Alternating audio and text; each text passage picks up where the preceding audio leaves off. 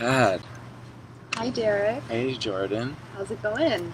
It's amazing. And how are you decade from you thinking about live, interactive digital democracy? Yeah.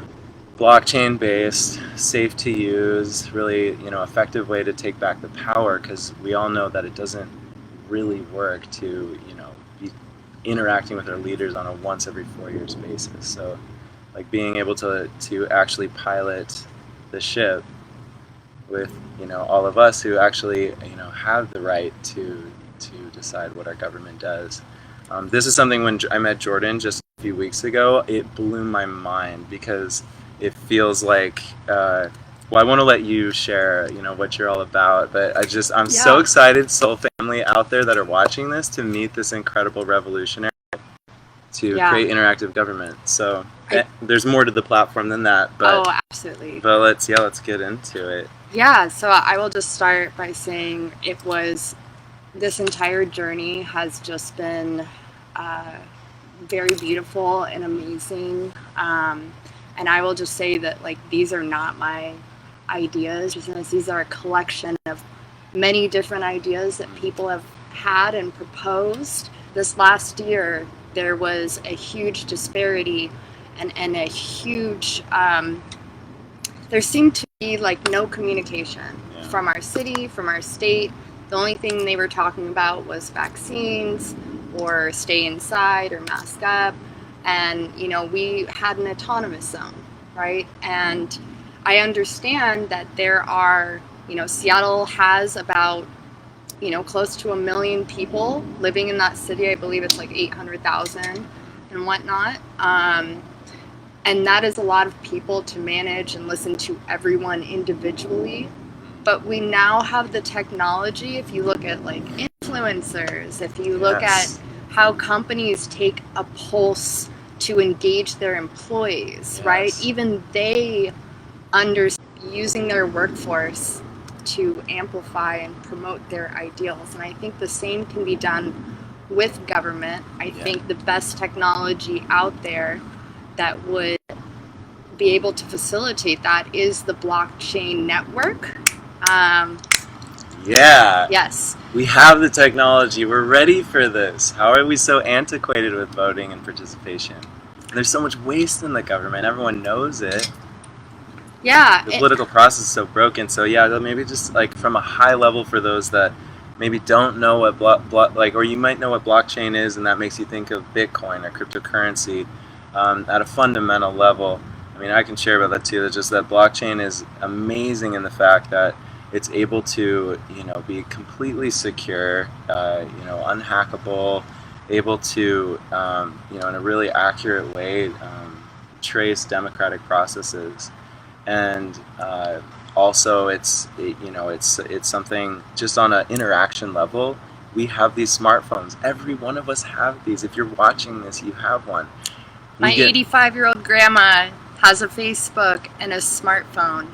I think people are starting to adapt, and even if there are people that are not technologically they don't know how to use technology. I would not want to take away traditional methods that serve them or meet their needs. I'm just trying to add to the political toolbox of our political infrastructure.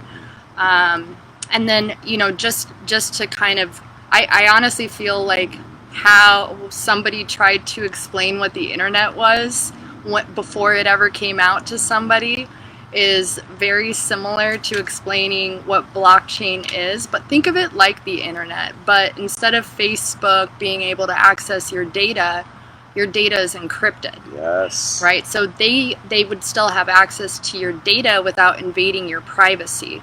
And we need data to understand the needs of our community, to understand the needs of our city, right? It's the best way to become the most efficient with our tools and resources. So with that being said, there are a lot of applications that, think of websites on the internet, right? There are a lot of integrations, a lot of applications in which one, you'd be able to audit your tax dollars and how they're being spent. You can hold elected leaders accountable to Yes. their campaign Yes. promises. And you know what? The biggest thing is that, like, the government would now have a way to interact and provide speedier legislation processes, because 4 years is just too long Right. to implement the kinds of progressive changes, especially when you consider climate change to our policies. You know, we don't have 4, 8, 12 years to wait. We need to start taking action now and getting things set up to where we can mitigate a lot of the harm that is likely to happen. But we do, you know, we still have ample time to set those systems up, and that's why we need to stop waiting and we need to get organized. Is my biggest takeaway at the moment. It's time to get organized. Yes. It's been high time to get organized for so long too. Wow, Jordan, thanks for sharing that, like, that high level of just Yeah. like the platform and how, you know, bringing that to the city of Seattle. And of course, this is something that applies beyond Seattle. And I think it's so perfect that you're implementing this here at this scale, right here. I think it's perfect. I think Seattle yeah. is the perfect city to do it. We have some of the most brilliant minds living in our city. We have a lot of technological talent. We have Microsoft, we have Google, we have all these other companies who are already working with this platform. Amazon, I think it was like a few days ago, just announced how they were going to start accepting crypto and implementing blockchain technology into their system. So the technology is very mature. I know in the past I would see these like YouTube videos smearing the idea of digital democracy, like this is totally unsafe, it could be hacked, it could be manipulated. There is something to be said about the algorithms. There is truth to the you know, and I guess we'll get to this as we dive deeper and deeper in for people, but to consider the risks and how they're mitigated with the systems that you imagine us using. Yeah. And I know we've both spent so much time thinking deeply about this in conversations with, you know, people in the political sphere and just people that we know in general, like, hey, why aren't we doing this? And seeing that all the tools are there, so why don't we use them? Just to clarify too, Jordan is running for Seattle City Council. So this election is actually very close. Right now, it's August 3rd, right, is the final time. Yeah, it's the last day to drop off turn in your ballots. ballot. And, you know, I've been running around the city trying to engage and you know, let people know about my platform. And especially with coronavirus, it's been a little bit more challenging than usual. But, you know, as we're doing right now, this is the type of leadership I kind of want to bring. I want to incorporate and meet people on their platforms and not have them search for an hour on Google and maybe get a one-worded response from a public official a week later. That's just unacceptable. Right, So. right now, I mean, think about what happens right now, right? Like, okay, you and I were at, you know, the Capitol Hill, the CHOP protests. Yeah. We've been in this activism community for a long time, and the go-to that I hear is like, okay, after all this energy is created, write a letter to your congressperson, your senator. What the heck? They like, don't read it. Well, optics at this point. Mhm. It's not, we aren't seeing integrity No. at a real deep level. Yeah. Integrity seems to be governed by, is what I'm doing going to be seen by people so that I can be reelected? So look, if 100,000 people write letters and they don't respond to thousands and thousands of them, how does that really impact them? How does that serve our community? How are the people's voices being heard? There's no right? transparency in that. So versus we go on Facebook or Instagram or whatever, or Reddit, etc., right? And if 100,000 or 1 million people upvote that this is important, Yep. then it becomes important and energy is devoted to it. Yeah. So like, why is it not the same for politics? If we can like or dislike or heart or whatever, 100 posts a day across different platforms, Yep.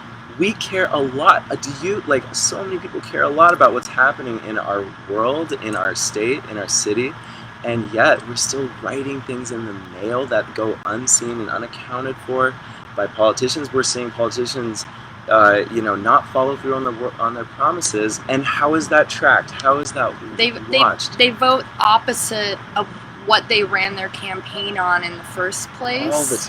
All the time. And then like don't give a logical reason why.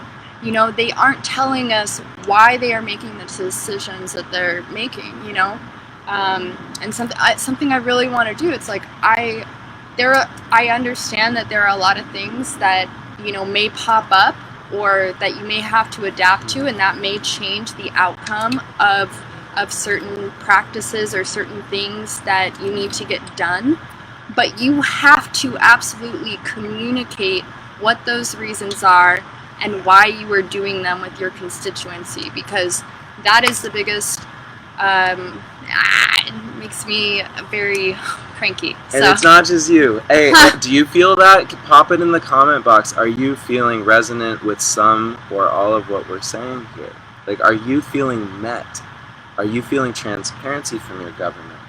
And remember, every day that you work, how much of your paycheck is going to supporting this?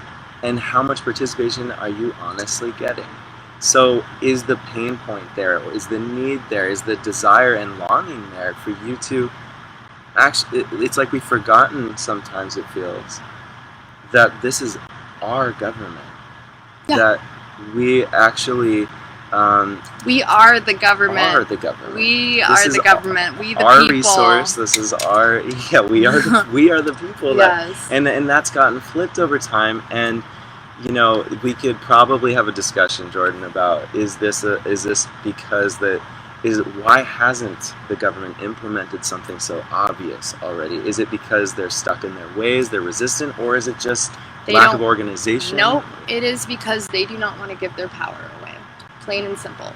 They do not want, they have, who support, and I will just tell you, since I got involved in the political system, I really did think Seattle and Washington's election systems were a little bit more progressive than, say, I don't know, Texas or something, or Georgia, or the South, where lots of voter suppression takes place.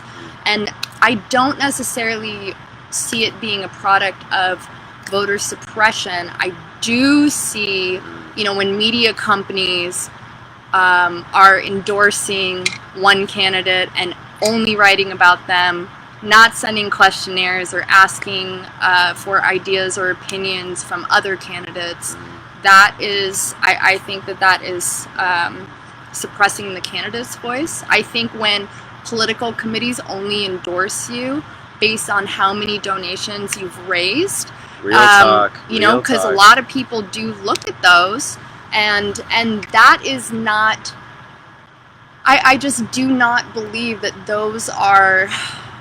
that's the correct way to really bring effective change. Not every amazing politician or amazing leader in our political process has to be a lawyer, okay? If politics is about, what I've noticed, politics is about finding good ideas that match the consensus of the community and bring about the changes that they want to see take place and implemented.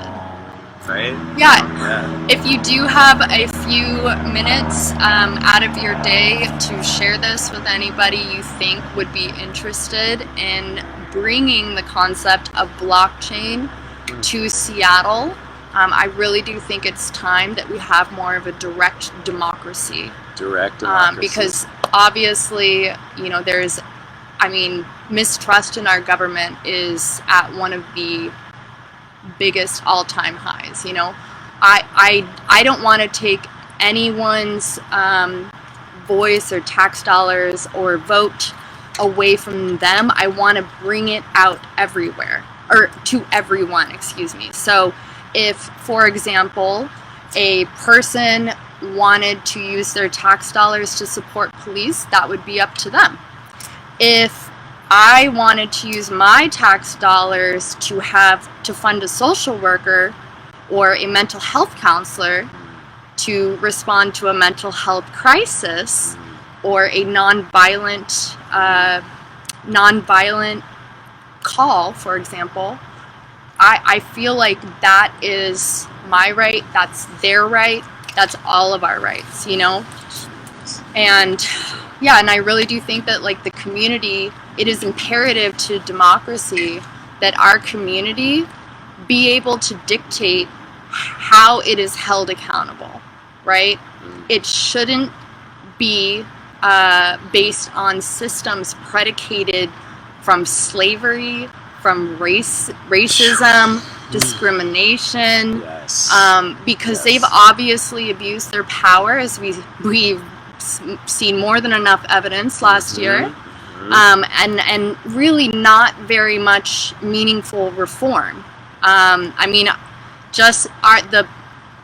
I'm actually going to censor that part, but I will just say that there are some very high up people in positions of power that still think Antifa or Black Lives Matter invaded the Capitol, which is just absolutely ridiculous.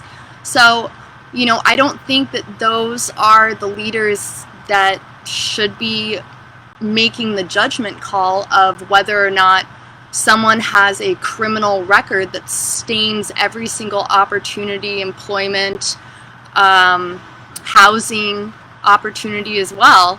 And certainly, even more so, they're impeding on their freedom, especially when you look at, you know, the amount of people of color who largely are targeted by this specific demographic. Is it a combination of racism? I would say it's a combination of racism, discrimination, but definitely a social caste system that we really haven't, I don't feel like we have really had that conversation where we are discriminating against people who are just trying to survive.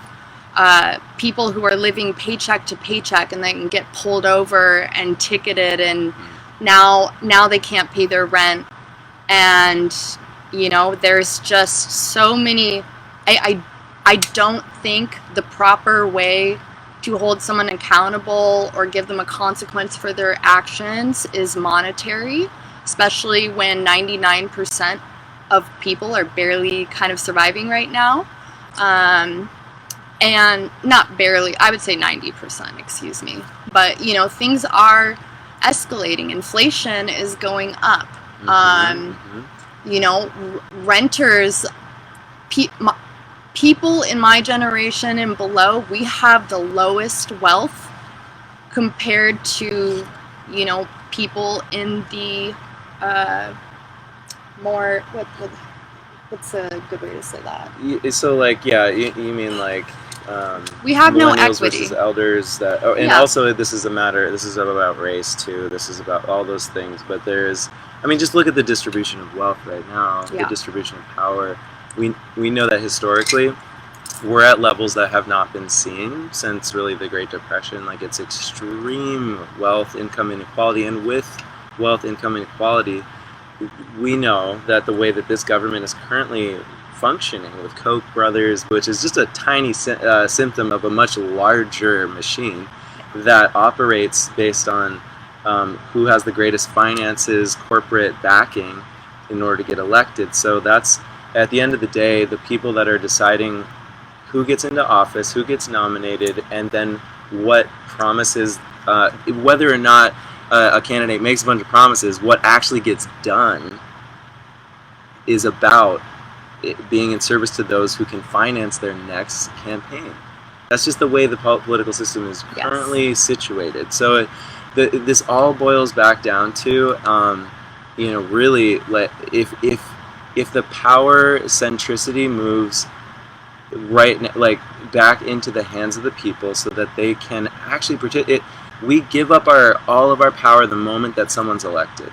Okay, when you elect someone, where is your real power after that? It's all trust. And the sad thing is, raise your hand. Do you generally trust politicians right now? Yes or no? I do not. And it's not, and I'm not even like, it's upsetting at a level that becomes almost this sad joke. It is. It's a sad joke in our country that, like, people the governance system is based on something. Let's be real. It was developed 200 plus years ago by 250 years ago by the founding fathers and mothers, that all the people, the mothers that probably actually designed this, and the men that got the credit. But that actually, just so you know, most people don't know this, but it was, I believe it was the Iroquois nation. I'm not sure if it was that specific tribe. I'm fairly certain, but I am 100% sure that it was based off how Native Americans set up their democracy, is what our democracy is modeled after. And when I found that out, I was like, okay, let's check into this. What other good ideas do they got? And and we do not. We've fallen out. We live in a different time now. Thank you. We live in a different time than it was in the horse and buggy days, right? I mean, there was a reason that you needed to not interact with the government every month or day, because how could you possibly courier all of through mail the minute decisions that happen? But nowadays, people Wikipedia crowdsources from thousands of people for any given article. We have massive potential now to, in real time, instantaneously interact with the political sphere and decide what happens. And we're already doing it. It's just not very officialized, right? Someone puts up a video, a politician puts up a video live stream like this on Facebook, and people are liking or hating, or they're kind of voting already. Those things are happening, and we'll get to this too. I would love to get to this. We may not have enough time to get to all this today, but what happens when you open up a platform like this and it becomes viral, it succeeds, and what happens to marginalized communities if there's mob rule on an issue? Well, that's, I mean, here's the thing. The traditional political system already deals with it. It's not like it's going to be worse. But these marginalized communities, though, they have in my opinion, I feel like they have even less of a voice in terms of what goes on in their neighborhoods, what gets developed or gentrified, what kind of resources are allocated, what kind of property taxes they're paying. I don't know why and how funds are used. Yeah. As a mortgage lender, I can just tell you that when I'm pulling property taxes for a home, let's say in South Park, right? Those taxes relative to the value of the home are always higher than, let's say, $1 million house in Seattle or North Seattle, which are usually below that threshold and it's time after time after time. Where's the equity in that? Where's the fairness in that? Why are they paying more taxes from a percentage level versus at those percentages, and then honestly not getting the kind of resources that they should have in their community, like good education, like aid, employment, community centers, parks, art zones. So we're getting into some of the deep details of Jordan's perspective, platform, etc., and what she would bring to the city of Seattle, and how what that platform is. I encourage you. There's a link below this video which goes to Jordan's website, which is awesome. I'm so impressed by what you've created. Thank you. It's so clear, and just check it out if you want to get into the details. We're not going to be able to cover all of them in this video just because of time. However, I do want to make sure we cover a few really important pieces. Again, if you're jumping in now, this is Jordan Elizabeth Fisher, and she's running for Seattle City Council. It's slot number 8 if you're filling out your ballot. Yes. And this is the position that allows for it's more than just a single district, but sort of broadly applicable. It's for all of Seattle. It's the great Seattle at large. So it's West Seattle, it's Ballard, it's Fremont, it's Green Lake, it is Queen Anne, South Lake Union, Central District, Industrial District, Georgetown, Capitol Hill, Madrona, et cetera, et cetera. So I think what are just at a high level, I mean, we've talked about this implementation of basically a smartphone app that would be available to citizens of Seattle, Yeah. that are able to participate in the decisions of Seattle. Yeah. And it would not, I mean, it would be accessible from a computer, it'd be accessible from a phone. Okay. I would, for people who don't have phones or may not have internet, for example, another two things I really want to do is provide Seattle with internet. It is a basic human right, says the UN Council, or the United Nations, excuse me. And then, the other thing is providing that technology, those phones, computers, for those who can't access it, because that not only gives them their voice back, but that also helps them in other areas that they may be struggling. Self-education. I mean, how many of us are able to learn what you can from a university off of YouTube now? The access to technology, and this is referred to as the digital divide. Those who have access to it are able to, essentially educate themselves, create a lot of opportunity for themselves, and those that don't are it's driving that wealth, income inequality, and power inequality gap super fast right now. It's something happening beneath the surface, and probably most of us watching this, because you're on a digital platform, have a phone, have access, but can you imagine for those who don't, that can't just Google something or DuckDuckGo something, if they want to actually research and understand something or participate with a platform like this? So as soon as and this doesn't take away from the traditional system. You're still able to use voting. Yeah. It's not, but it's basically a polling system that tells us you are from Seattle, you're an actual person, a registered voter here. This system anonymizes the data so that when you vote, it can't be traced back to, the system knows that an authenticated vote came in without compromising your identity, right? So that's a part of this, right? There's an anonymity, but it's also traceable and encrypted. Yeah. Yeah. Well, and here's the other thing. It's think about activists, about unions, about people who, because they have to use their identity to file these claims or to interact, or their freedom is in jeopardy. Think about the protests last year, how the police were just arresting people, on these, just arresting people without really any cause, because they were bringing out their voices. Or the other thing being that, unions, let's say a worker at Amazon is just, there's some crazy working conditions, right? They would now have a platform that you can incorporate and program using machine learning and AI technology to send their concerns, their testimonials, their documentation, their photos, videos to their union reps, if not even create a new union themselves, on their own without having to pay a monthly due. And still having the same effect, the same kind of power in our political system that a lot of these unions do have. And I will say there's some really fantastic unions out there, and there are some unions that, aren't as effective in advocating for their workers. So, there's definitely a lot of applications that you can use to it.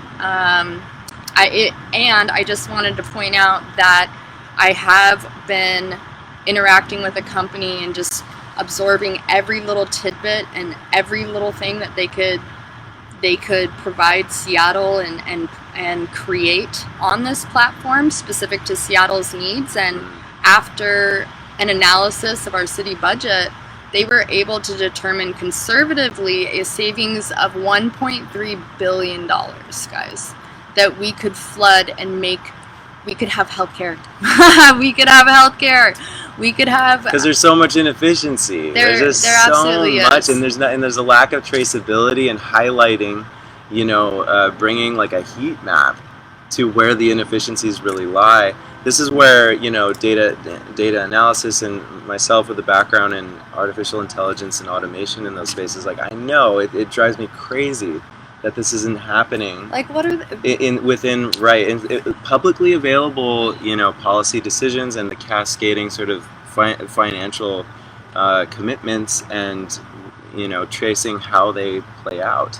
Like we could absolutely trace this. Just another couple points. Yeah. Fraud does not exist on the blockchain. So that $600 million that our state government lost to unemployment fraud, for example. Is that right? Yeah, Yes. we're on a. By the way, We're on a this little was bit an of a hill. experiment. We decided that we're at the. This is our house here that we call it the Temple Forest. We're in a grove back here. Just thought it'd be fun to bring you into the forest. Barefoot and grounded back here. Yes. Seattle, Pacific Northwest style. And then the other point I was gonna make, like, our transit system is extremely outdated, and with machine learning, it would be able to optimize our transit routes. So you would be able to essentially have you would have a much quicker, much more efficient commutes. And my plan for transportation, I think, is a really good one. Go to my website. I even designed some examples of what I would like to implement. Great, awesome, Jordan. I know we have to wrap it up Yep. soon because we're like almost at 6. But some other things we love to cover, and maybe we can do a part 2. Yeah, definitely. We can do a part 2. Learn a little bit about some of the other parts of your platform. Where you come from on a spiritual level. I'd love to riff on that with you. Yes. And like you touched on the police and sort of like that's been a hot issue in Seattle. And how can we make something that's really next level here that actually cares for the community and is designed to like respond in a really healthy way to all the different districts. Yes. We can talk about that at some point. Plant medicine, where does that fit into society right now, and how it impacts jail, how it impacts our prison system. I definitely do want to touch on that because I think like Seattle is actually fairly open to it. I think enough people have like tried mushrooms or psilocybins, for example. And there's a lot of therapeutic benefits that are being proven all over Oregon and other places. Yeah, Colorado, etc. Anyway, go ahead. So let's just take like ibogaine, for example. Ibogaine, ayahuasca, ibogaine, etc. Yeah, well, I think ayahuasca is slightly different, and that is better for like PTSD, anxiety. It's still great for addiction, absolutely. But ibogaine is one of the most effective plant medicines available, where it is showing rates of being cured from this addiction of like anywhere from 50 to 80%. Wow. Off of heroin and methamphetamine. And it's like those results are just too high. And when we have a court system that primarily only interacts with addiction treatment centers rooted in evangelicalism that use more shaming techniques, because most people can't afford $30,000 for a week-long rehab, and that space, that healing, that radical acceptance, having a community of people that understand you, that is what cures addiction. That's why AA works so well. It's not the Bible verses in there. It's the sitting around in a circle, communicating with each other, feeling accepted, feeling connected to other people that they love, and not feeling judged for it. And so I think if Seattle, I really do think that a lot of the crime, a lot of new innovation, a lot of creativity can really be charged with transitioning this perspective of well, you did a bad thing, so we're going to lock you up and take away your freedom. We need to come from a place of healing. We need to come from a place of understanding, compassion, because that is what changes minds. That's what reforms behaviors. That is what, when someone has a connection to their community, they don't want to destroy it. When somebody has a connection to another person, an individual, they don't want to hurt them or shoot guns in the air or kill people or commit acts of violence. Yeah. That is the missing component that I think we need to prioritize and reframe a lot of the current systems that don't operate that way. But what do we do first? Like, in a way, I'm sure you're preaching to the choir with a lot of people, but this goes back to participatory democracy. We look at the sources of this injustice happening in these massive systems, and instead of taking 10 years or more to make a change, if we could pull the entire city of Seattle to change a policy, because 80, 90, more percent are like, yeah, we obviously should change this. It can happen it could happen overnight and then be implemented within an act, like in the term of a council person or a congressperson or a governor's time. So that really puts the power back in the hands of the people. And I think if there's one big takeaway, really, if this interests you, if it's still feeling a little hard to grasp, that's okay, because it was for me, it was for all of us too. This has been something that I think Jordan and I have been nerding out over and passionate about for probably 15 years. So it was a huge thing when I ran into the Sista at this gathering recently, and we just lit up about this, right? He's like, oh, you even got, yeah! Yeah, I was just like, we kept high-fiving. He's like, oh, and you got, okay, promise tracking. Oh, can we see their, campaign financing as, a infographic? I want to see all that, I want to understand all these pieces, because then we can finally sort out, and the user experience needs to be easy for people, all these things. I'm so excited to see what it's already working. That's what's amazing. And I wanted to dig into and just talk about those that have built this really awesome blockchain-backed system. What are their ethics? How do we know that this is going to remain ethical? What things have they put in place to make sure that it's not going to shut down if it goes under a lot of use? What sort of cloud backing does it have? Because you remember when this played out with the DNC at one point, when that whole Bernie Sanders and the whole system shut down. Yes. So that was almost like smear. I know, it felt like they wanted to smear this idea. That's my conspiracy theorist inside. I mean, it was almost built even to fail. Bernie Sanders kind of called their ass out. So.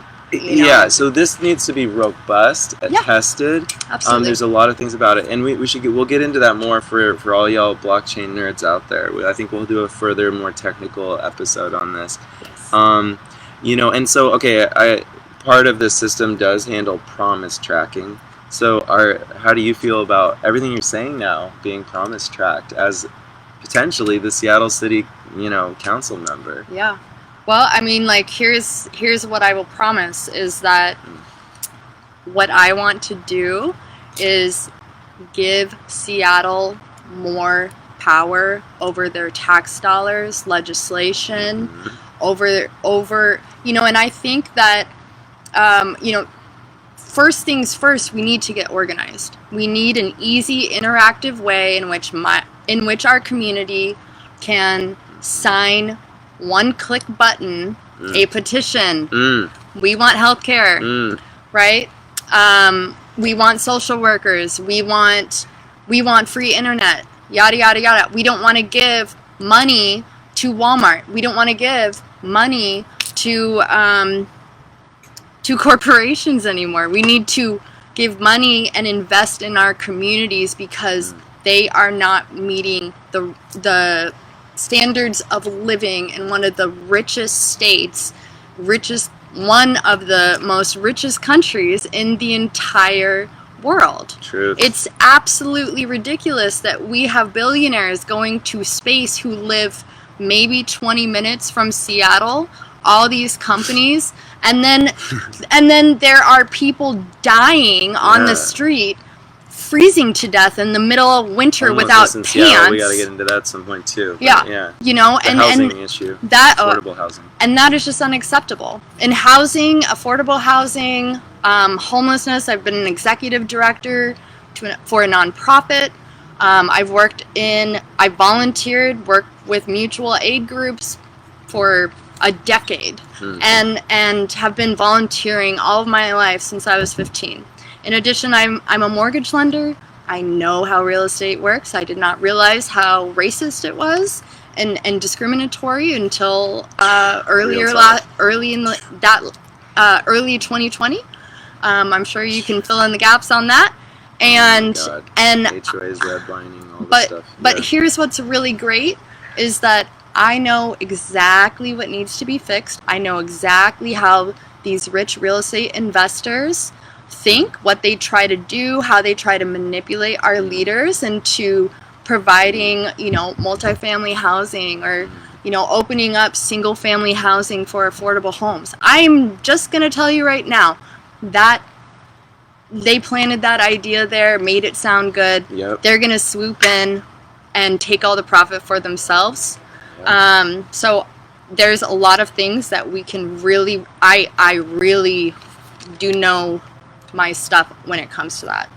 Yeah, and what's the time? The time is, I think it's time for us to end this. I think we both have commitments tonight to jump to. We do indeed. Thank you. We have so to do much. a part 2. We have to do a part 2. Yeah. This is super fun. I like it. And when we get to part 2, we get into when could if you were elected, yes, if these people right here, right now, to make the decision to check that ballot box, what range of time could we see a system like this rolled out? So, we will add components as we go, but I would want to implement this system within the first 6 months of getting into office. I have put my cell phone on the voters pamphlet and on my website. So if you do have questions, I encourage you. I get about 20 calls a day. Wanting more clarification around my platform.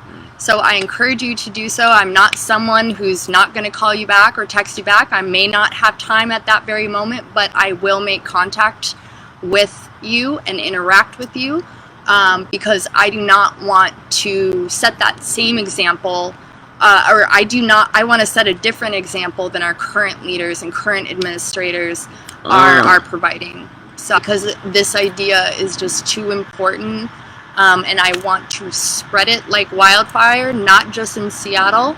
I'm starting in Seattle because it's a great place to start it in, but I want it to go everywhere. Yeah. So help me push my this. voice. Help me. Share this with a friend or share this with whoever you can. And if you can support, I highly recommend you go to my website. I think it gives you a very good breakdown and concept design of what this could look like and how it would impact Seattle, as well as a lot of my other ideas surrounding expression, art zones, dog parks, community transit using electrically powered golf carts. So they're no cars and on certain roads and avenues that connect throughout the city. And of course, people could upvote, downvote these things too. Oh, of course. Imagine if the people could come up with ideas, and the best ones could be upvoted on the platform. Then we don't have to depend on politicians' creativity either. Even Jordan's, although she's very creative. I super dig this sister. Such a big heart. We're kind of this is a community of really heart-centered individuals, and I met Jordan, just knew immediately in all our actions that you have a heart of gold and really in integrity. And I'm so excited to see our generation of heart and spirit-driven and ecological, rejuvenation-driven individuals rise into positions where they can actually make an impact, and we stop just talking about it. Yeah. Thank you for executing that. Thank you for doing the deep work inside yourself and also outside yourself to make this possible. Thank you. I respect you. Oh, thank you. Me too. And I'm so happy to have met you. Yeah. So this is a good place to end this for now. Thank you for being here. Thank you. We have 2 cameras, so if you've noticed us looking in different places, hey, hi, see you. And thanks for being here, Soul family out there in Seattle and beyond. I hope this inspires you, and I've included the links so you can take action. Just pop open another tab and check out our website. It has everything there. We will be doing another episode of these. Let in the comments section know if there's questions that we can incorporate into the next one. If you see a question or comment that you are like, yeah, that's what I was going to say, just like give it a little boost, and that we can kind of filter it that way and know what would be best to bring up in the next discussion on top of what we already want to bring up. So, all right, blessings everybody, and have a beautiful, beautiful Wednesday. All right, thanks guys. Bye.